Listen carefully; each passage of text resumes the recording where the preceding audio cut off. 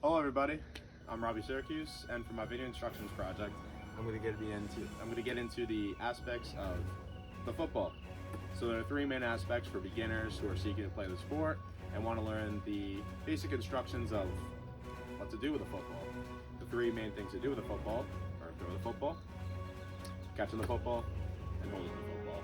Inevitably, all three come tie and tie together because you will always be throwing the football, and when you're on the receiving end of throwing, you're catching the football, and every time you catch the football, you got to properly hold it. So once you get into these three methods, beginners will be able to utilize all three methods to further enhance their basic understandings and basic skills of the football techniques and the sport itself. We will begin into these three aspects, and I hope you guys enjoy. Let's get into this. The first aspect we're going to get into is the throwing motion of the football and how to properly throw the ball, and it requires a lot of things that you wouldn't normally think about, but if you don't do these things, then you're not going to throw the football successfully to your partner or the other teammates that you're throwing to. So I'm going to go about the football. It's all about how you grip the ball first, how you're holding it within your hands, and then how you obviously throw the football. So the first part you're going to get into is holding the ball. So you got your laces here. You don't want to grab them on top, you don't want to grab them on the bottom, and you want to hold nothing, no laces at all. You want to get nice in the middle of the laces, have a little bit of finger separation. I have usually a gap between each finger, and then you want a nice flex on the index finger, gripping it very tight with your thumb on the backside. That gives you a good motion or a good grip on your hands so you can recognize that you're holding the football correctly. The next part is having that gap between your hand and the football. You do not want to have your hand on the ball, or else you're going to be palming the football. So as long as you have the nice finger separation, everything's all tight on the football, you have that gap, you're going to be able to effectively throw the football across to your partner. And the next part is the throwing motion itself. Now, a lot of people will try to palm it, throw it above them wildly, but really ultimately you just want to have a nice backwards release towards the back and then just aim right at your partner. So I like to have my target hand out in front of me when I'm throwing a football. That way it assures me that's the person I'm looking at. It gets my eyes focused to it. And then over time, it'll just come naturally to you, muscle memory, and you need that hand as a guide. So when you have your hand out, you'll be holding it up. Have your hand out, throw it right there. And that is how you go into the football. Now let me show you some throws so you guys can get a better perspective of what it looks like by utilizing this method.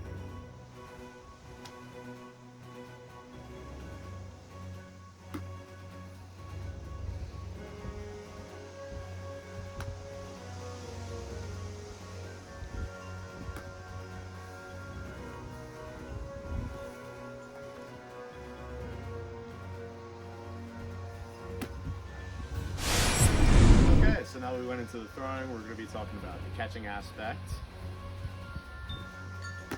So catching the ball is another important characteristic for people looking to learn how to throw and catch a football, and really just want to use a football, whether you're getting to the professional sport itself or you're just trying to learn how to have a casual football catch. So really the main premise of catching a football is you want to have a nice little triangle shape, and it can go anywhere around you. I like to call it around the clock. So you should be able to catch above you, to your left, to your right, below you, but you always need that triangle shape. You don't want to catch it with your hands, with your elbows locked in like this, or try to catch it wildly. You always want a nice little triangle, diamond shape, so when it comes in, you're able to bring it in and secure it successfully. Alright, so now this is what a few catches look like when you're going to catch a football from your partner.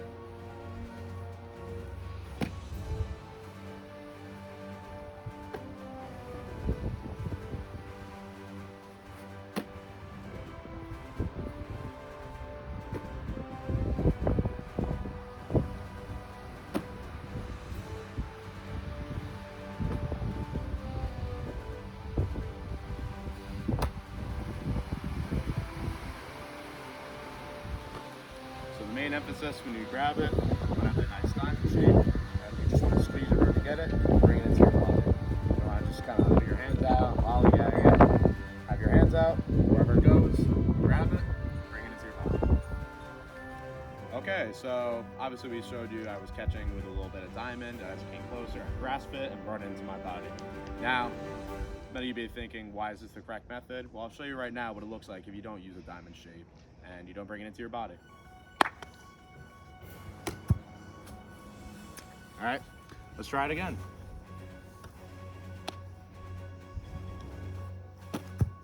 See, I can't grab it at all. When I have that diamond shape, it sets me up so that once the ball comes in, I firmly grasp it. As well, when I don't bring it in, it'll just bounce off my hands, as seen. That is the issue. So the last and final main key aspect of the basics of utilizing football, throwing, catching, and now it's holding the football. Holding the football is very important for people coming into the game who are trying to, utilize their position proficiently and really have all control of the ball when they have it on them personally. So the main steps when going into holding a football are the 5 points of contact. And basically all 5 points must be kept at all times on the ball in order to properly hold the ball and make sure it doesn't fumble or get pulled out by someone. So the 5 points of contact are going to be your hand, then your 2 fingers, your forearm, your bicep, and your chest. Those are all 5 points, and you keep it nice and tight to your body at all times. Whether you're running across, you switch it, you keep all 5 points of contact on the football at all times. That way, nobody can get the ball and you keep it safe and secure. I'm going to go into the importance of why these 5 points of contact are crucial. A lot of you guys may think, oh, I'm just holding a football, no big deal, but there's a reason to it. So when I have the football in the right position with the 5 points of contact in place, this may happen. Someone might try to punch it out, rip it out of you. It's just not going to happen. You can't get it as long as I keep it properly held. But if I'm holding it just lollygag like this, it comes right out, as you can see. So it's important to have all 5 points of contact on you at all times. That way you can ensure the ball won't lose possession and you can continue to keep progressing towards the objective at hand. Thank you guys for tuning in. I appreciate you guys learning the 3 aspects of the football, and I assure you that it will really help you further along your football journey and getting into the sport and really getting in love with the sport itself too as well.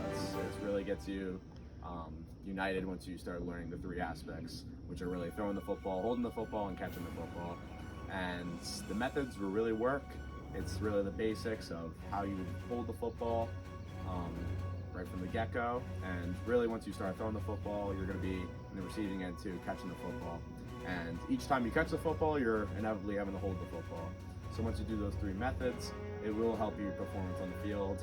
Just get to it, memorize the plays, run all the drills you have to do, and the sport will come very natural to you guys.